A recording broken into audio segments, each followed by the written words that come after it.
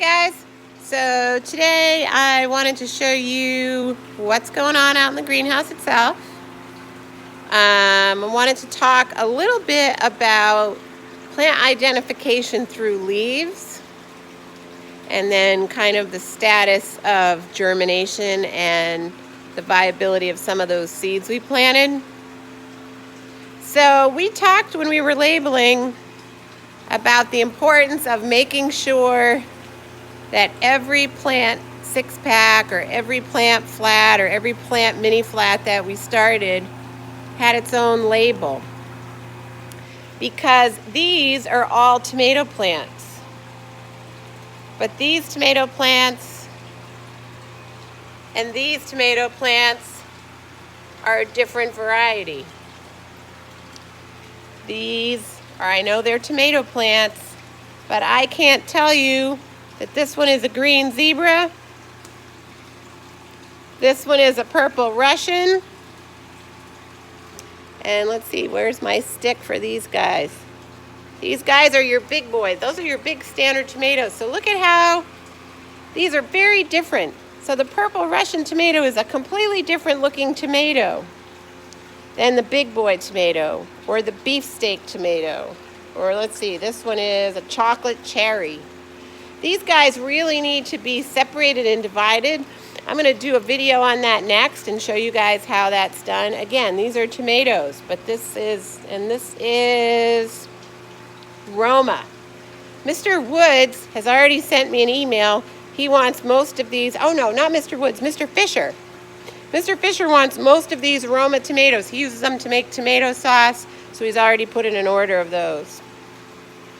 Now, over here, we have the absolute failure that were our peppers. Those of you who seeded peppers, remember we put between 30 and 50 seeds in each one of these small flats.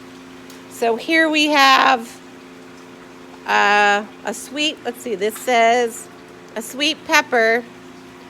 Out of those 30 seeds, look what we've got. In this batch of Thai Hots, we've got 2 peppers. Now in this flat of peppers, what do we have? Are they all peppers? No. You can tell by that leaf shape and the leaf margin that we have kale and peppers in there. This 6-pack right here has actually 2 different kinds of kale. This is green Nero kale. This is red Russian kale.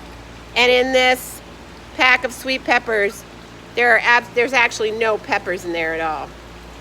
This is either, those of you who planted them too deep, and I doubt that's the problem, or rodents. I think this is where, and we know that they were running through our peppers like crazy. And so because those seeds are so small, they must have been able to dig them right out. Same thing here. Here's the habanero peppers. And what's growing up in the middle of the habanero peppers? A couple of tomato plants. These are the rodents that did this. Same here, early jalapenos. And again, see the difference between a sweet pepper that looks like this and a jalapeno pepper that looks like this. They're not that different. That's why it's really important. That's a cayenne pepper. That's another spicy pepper called a shishito. No different looking than these sweet peppers right here. See how similar they are? That's the importance of labeling in a greenhouse operation. Again, if Mr. Fisher wanted to buy all these Roma tomatoes to make paste and they weren't labeled correctly, and he got a little green grape tomato, he'd be pretty disappointed in the greenhouse, and he wouldn't come back and shop with us again.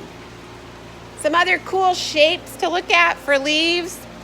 You can see in our herb beds, parsley, thyme.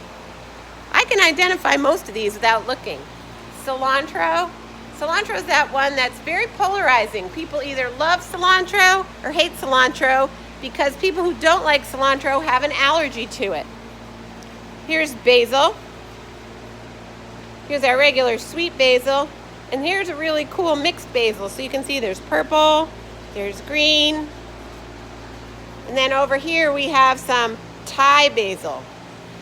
The leaves are a little bit of a different shape than the regular sweet basil. You can see the cotyledons. This is a great example of, right here, the cotyledons, which are the seed leaves, being different from the true leaves. More cilantro. Things are looking pretty good. Spinach.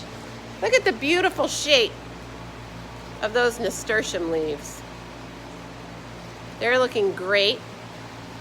We didn't end up with that many of them because of the rodents, but those nasturtiums are looking great. Our moonflowers as well.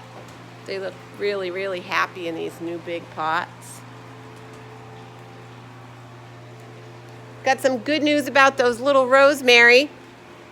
They're coming along well. Look at this amaranthus. That gorgeous, gorgeous maroon foliage. Look at the leaf shape on these guys. Broccoli. Another nice ground cover flowering annual plant called alyssum. Here's some lobelia. This is one of our experiments. I'm really eager to see what this does. It should have all kinds of beautiful trailing flowers on it eventually. Some of our stuff needs to be watered, but you guys know it's going to perk back up. There's our cabbage, all our lettuces over there.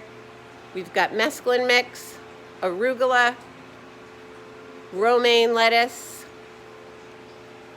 Doing really well. Here's our scented geraniums that you guys made. I gave a lot of these away before we left. Here's some of our flowering plants. Those 2 full tables of zinnias and marigolds turned out to be maybe 1 full table in total. That's become the workspace. Look at all this. This is how many I've been collecting and saving all the sticks so you guys could see how many things got dumped. One of the other things, here's a bunch of kale. This guy needs water, but he'll perk right up. Our kale looks fabulous. One of the other things that I think might have happened, in addition to the rodents, in addition to the donated seeds, is I'm not really a fan of this soilless mix. What I have found this year, we've never used this for our growing season completely before. And what I found is that it's uneven in its water retention. It's got a lot of big clumps in it, so it doesn't provide as good a bedding source for the plants. Here's Bruce's therapy plants. They're looking really great. Maddie and Ashley made that new planter. November has asked about her succulents and about her pussy willow experiment. So here's her succulents. Those are looking pretty good. I think it might have gotten a little too hot out here for the pussy willows, November. Taylor had asked about how the bromeliads were looking about a week ago. She can see they look really fine. She did a lot of hard work on those and they look fabulous. The temperature in here right now is 105 degrees. I turned the fans down so it wouldn't disturb us while we were talking. But I'm ready to sign off because it's pretty hot. There's some turtles.